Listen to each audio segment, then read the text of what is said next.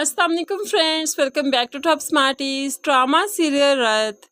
ईमान पर आहिस्ता ही आहिस्ता सलार के सभी घर वालों की हकीकत खुलती जा रही है। जैसे कामरान ने ईमान का हाथ पकड़ लिया और फिर सलार को बहुत गुस्सा आया कि उसे ईमान का हाथ छुड़वाया और फिर उसे धमकाते हुए कहने लगा, आइंदा ईमान जी का हाथ पकड़ने की कोशिश भी मत करना, उन्हें छूने की कोशिश मत करना। तो यहाँ पर कामरान अब सलार को याद करवाता है। लगता है काफ़ी दिन से मार नहीं पड़ी, इसलिए असर ज़रा ख़त्म हो चुका है। अब तो ईमान पर यह हकीकत भी खुल गई कि सलार को कामरान से मार भी पड़ती है। दूसरी तरफ सलार अब ईमान के लिए गिफ्ट भी लेकर आया। कहते हैं कि मोहब्बत का पहला कदम गिफ्ट से ही तो शुरू होता है। तो यहाँ पर सलार ने पहला कदम बढ़ाया, लेकिन सलार अभी ये नहीं जानता कि ईमान ने सिर्फ अपने बाप की मजबूरी की वजह से उन्हें खुशी देने के लिए सलार से शादी की। दिल में तो अभी भी जैन ही बसता है। जब सलार को यह हकीकत मालूम पड़ेगी तो एकदम से टूट कर रह जाएगा। दूसरी तरफ लाइक साहिब, जिन्हें लगता है वो काफ़ी होशियार हैं, तेज़ हैं, जो करते हैं जैसा करते हैं वैसा ही होता है, इसलिए तो ईमान को अपने वकील के हाथ कागजात भिजवा दिए। ये देखो, इनमें कोई गलती नहीं, तुमने जो जो कहा था, जैसा कहा था वैसा ही किया मैंने। अब ईमान वो कागजात लेकर घर आ जाती है। टेबल पर वो कागजात रखे हैं और 7 डिवोर्स पेपर्स भी। और वो फिर कॉल करना शुरू करती है। किसी से कॉल पर बात कर रही थी कि अचानक सलार आकर टेबल पर रखी ये फाइल देख लेता है।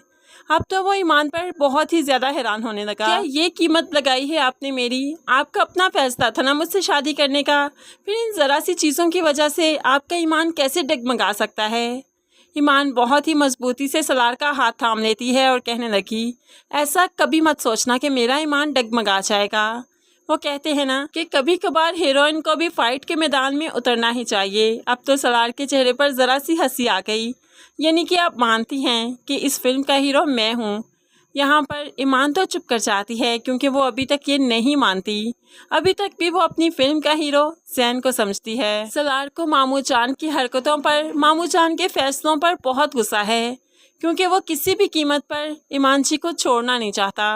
इसलिए आज हिम्मत करते हुए मामू के सामने चला गया और डिवोर्स पेपर्स को मामू के मुंह पर फाड़ते हुए उनके मुंह पर ही फेंक दिए।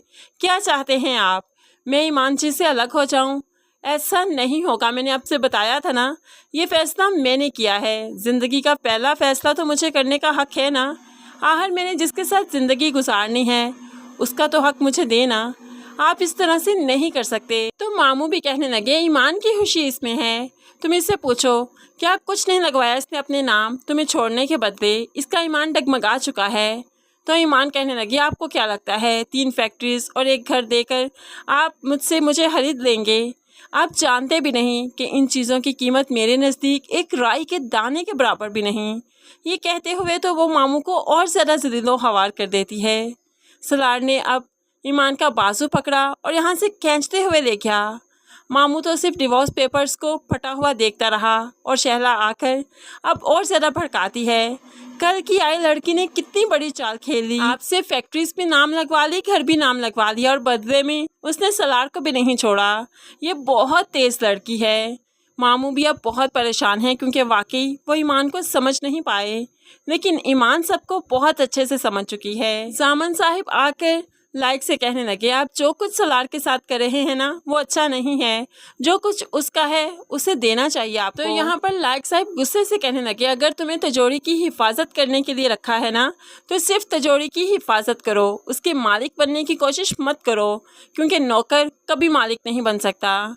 अब यहाँ पर जामिन को अपनी और ज़्यादा इंसल्ट फील होती है, लेकिन दूसरी तरफ ईमान अब सलार को लेकर वकील के पास जाती है। जो कुछ उसने लाइक साहिब से हत्याया था वो सब कुछ वो सलार के नाम लगवाती है।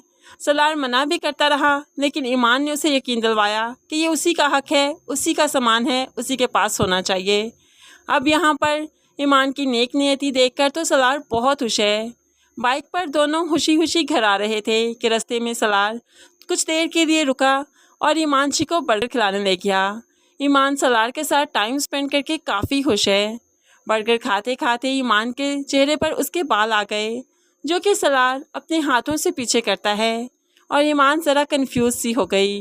लेकिन फ्रेंड्स ड्रामा ओवरऑल काफ़ी अच्छा जा रहा है। आपको आज के एपिसोड का रिव्यू कैसा लगा ज़रूर कमेंट्स में बताइएगा।